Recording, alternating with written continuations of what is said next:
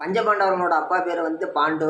கௌரவர்களோட அப்பா பேர் திருதராட்டிரன். திருதராட்டிரன் மூத்தவர். அவர் பிறவியிலே அவருக்கு கண்ணு தெரியாது. அதுக்கப்புறமேட்டு பிறந்த பாண்டு தான் அரியணையில் ஏறுறாரு. ஒரு காலகட்டங்களில் ஒரு சூழ்நிலையில் என்ன பண்ணுறாரு, காட்டுக்கு வேட்டைக்கு போகும்போது ஜோடியாக இருக்கிற மான வேட்டையாடுறாரு. பொதுவாக வந்து வேட்டையாட போகும்போது ஒரு ரூல்ஸ் என்னன்னு சொல்லி கேட்டிங்கன்னா, எழுதப்படாத ஒரு ரூல்ஸ் என்னன்னு சொல்லி கேட்டோம்னா, ஜோடியாக இருக்கக்கூடிய மிருகங்களை வேட்டையாடக்கூடாது. ஆனால் இவர் அந்த ரூல்ஸை பிரேக் பண்ணி மான் தானே அப்படின்னு சொல்லி வேட்டையாடிட்டாரு. அந்த மான் ஜோடி மானில் ஒரு மான் கீழே விழுந்த உடனே அது உடனே ஒரு முனிவரோட உருவத்துக்கு மாறுது. அப்போ வந்து அந்த இன்னொரு பெண் மானும் ஒரு பெண் உருவத்துக்கு மாறுது. மாறி நாங்கள் வந்து மானா உருவம் எடுத்து நாங்கள் விளையாடிட்டு இருந்தோம். நீ வந்து குறுகால வந்து எங்களை வேட்டையாடிட்ட. ஸோ நான் உங்களை வந்து சாப்பிட்றேன். நீ உன் ஒய்ஃபு கிட்ட பக்கத்தில் போனீங்கன்னா நீ வந்து எரிஞ்சு சாம்பலாக போயிடுவேன்னு சொல்லி, நீ வந்து மரணத்தை சந்திச்சிருவேன்னு சொல்லி அந்த பொண்ணை சாபம் விடுது அந்த ஒரு மான். இவர் என்ன பண்ணுறாரு, அந்த சோகத்திலேயே ஆட்சி அதிகாரத்தெல்லாம் விட்டுட்டு என்ன பண்ணுறாரு, ஆட்சியே வேணான்னு சொல்லி தூக்கி போட்டு இவர் என்ன பண்ணுறாரு, காட்டுக்கு வந்து வாழ்கிறாரு. காட்டுக்கு வந்த வாட்டி தனியாகவே இருக்கிறாரு. அப்புறமேட்டு பொண்டாட்டி பிள்ளைங்களாம் இங்கே வந்துருக்கிறாங்க. அப்புறமேட்டு ஒய்ஃபு பக்கத்தில் போகிறாரு, இறந்து போயிடுறாரு. இறந்து போனோடனே என்ன பண்ணுறாங்க, இவரோட உடம்பு அடக்கம் பண்ணுறதுக்கோசரம் எல்லாரும் என்ன பண்ணுறாங்க, விரவு எடுக்க போகிறாங்க. பஞ்ச பாண்டவர்களும் கூட கிருஷ்ணரும் சேர்ந்துக்கிறாரு. போய் விரவு எடுக்க போகிறாங்க. விரவு எடுத்துகிட்டு வரும்போது என்ன ஆகுது, இதுக்கு இடைப்பட்ட நேரத்தில் அது காட்டு பகுதிங்கிறதுனால சகாதேவனை மட்டும் அந்த உடம்பு பக்கத்தில் பார்த்துக்க சொல்கிறாங்க. வேறு ஏதாவது மிருகம் வந்து சாப்பிட்டு என்ன பண்ணுறதுன்ட்டு. இவர் இருக்கும்போது அவங்க அப்பா பாண்டியாருன்னு சொல்லி கேட்டோம்னா ரொம்ப பெரிய ஆள், பெரிய ஜாம்பவன் மாதிரி.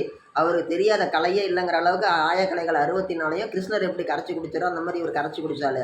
அவர் வந்து என்ன பண்ணுறாரு, ஒரு ஆத்மாவை இவர் முன்னாடி உருவம் எடுத்து சொல்கிறாரு. என்னங்கிறாரு, மவனே நான் வந்து எவ்வளோ விஷயம் கற்றுக்கிட்டேன், யாருக்குமே பயன்படாமல் போயிடுச்சு.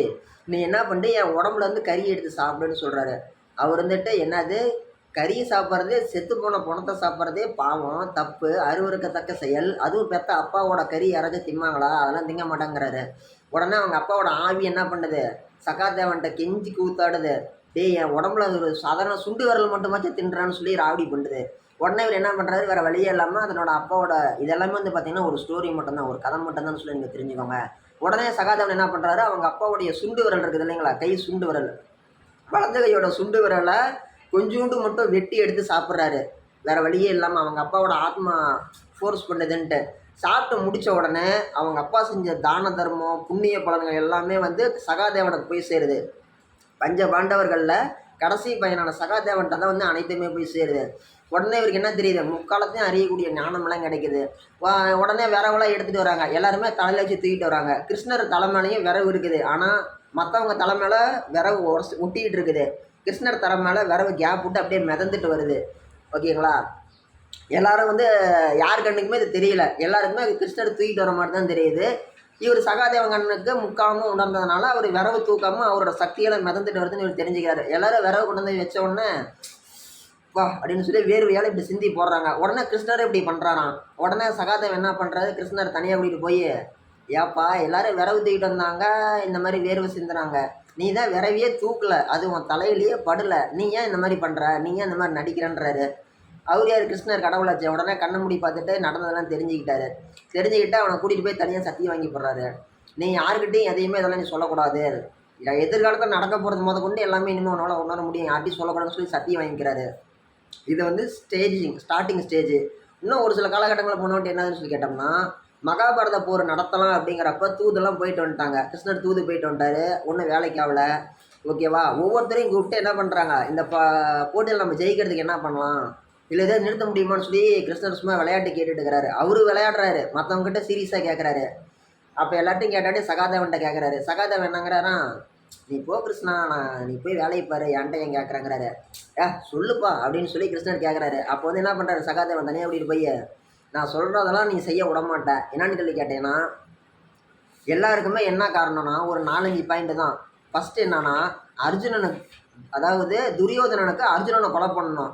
இவங்க 2 பேரையும் தனியாக ஒரு இடத்துல சண்டை போட விட்டோம்னா, சண்டை போட்டு யார் ஜெயிக்கிறாங்களோ அதோட வந்து அந்த பிரச்சனை முடிஞ்சு போயிடும். 1.